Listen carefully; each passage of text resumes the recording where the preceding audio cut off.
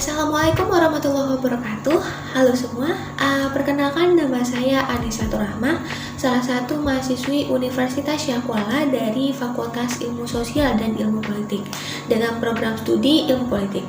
Jadi di sini saya akan sedikit membahas tentang apa itu sistem perwakilan politik sebagai tugas untuk ujian tengah semester mata kuliah Sistem Perwakilan Politik dengan dosen pengampu Ibu Aminah SIP MIP.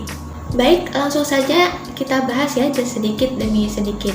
Jadi, konstruksi demokrasi sistem politik di Indonesia menggunakan sistem perwakilan atau representatif demokrasi. Dan di awal kemerdekaan Indonesia, sistem perwakilan politik itu berbentuk demokratis.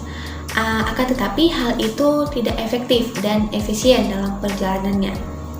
Nah, sistem perwakilan politik tidak hanya membahas tentang struktur, kelembagaan, dan juga jenis-jenis sistem perwakilan, akan tetapi membahas tentang substansi perwakilan politik. Oke, mari kita lihat beberapa pendapat para ahli tentang perwakilan politik. Yang pertama itu ada pendapat dari Thomas Hobbes. Dasar pikir bagi Thomas Hobbes adalah bahwa proses sosial yang terjadi pada setiap manusia memaksanya untuk terikat secara sosial atau bisa dibilang bergantung pada orang lain gitu. Jadi tidak boleh ada manusia yang hidup sendiri tanpa berurusan atau berhubungan dengan orang lain. Jadi harus saling bergantung gitu. Nah, semua ini ada dalam bentuk majelis atau dewan perwakilan sebagai bentuk sejati penyerahan hak dan juga kekuasaan manusia untuk memerintah dirinya sendiri dalam sebuah komunitas bersama atau dalam hal ini bisa disebut dengan berpolitik. Kemudian pendapat ahli yang kedua ada dari John Locke. Beliau berpendapat bahwa manusia-manusia menyerahkan kekuasaan kepada masyarakat. Namun manusia-manusia itu bisa menarik kembali perjanjian yang sudah disepakati apabila terjadi pelanggaran. Artinya kekuasaan tertinggi itu masih terletak pada rakyat secara keseluruhan. Nah, kekuasaan politik yang diwakilkan oleh rakyat kepada masyarakat ini berdasarkan atas kepercayaan. Kepercayaan yang bagaimana? Yaitu kepercayaan rakyat terhadap penguasanya untuk melindungi rakyat. Dan John Locke melihat sistem perwakilan melalui pembagian kekuasaan atau yang sering kita dengar itu trias politika ya.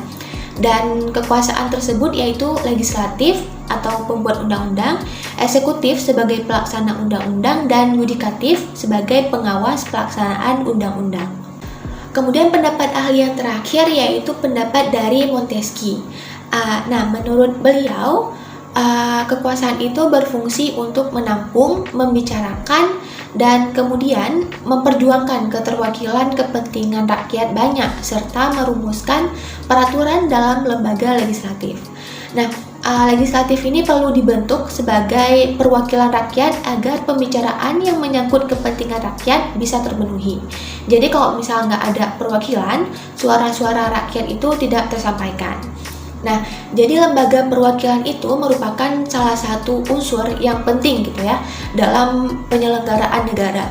Selain itu juga diperlukan pengawasan terhadap semua kegiatan dalam pelaksanaan tugas dan juga wewenang. Tujuannya itu agar segala yang dilakukan benar-benar amanah dari rakyat. Nah, untuk pembahasan yang terakhir dari saya yaitu ada 3 prinsip perwakilan. Yang pertama adalah perwakilan politik. Nah, perwakilan politik ini adalah bentuk perwakilan yang merupakan salah satu pilar demokrasi modern yang melalui prosedur partai politik. Kemudian, yang kedua ada perwakilan teritorial. Perwakilan teritorial ini merupakan lanjutan dari perwakilan politik. Nah, kalau misal perwakilan politik tidak sempurna, maka akan dilengkapi dengan perwakilan teritorial atau perwakilan daerah gitu. Dan yang terakhir ada perwakilan fungsional.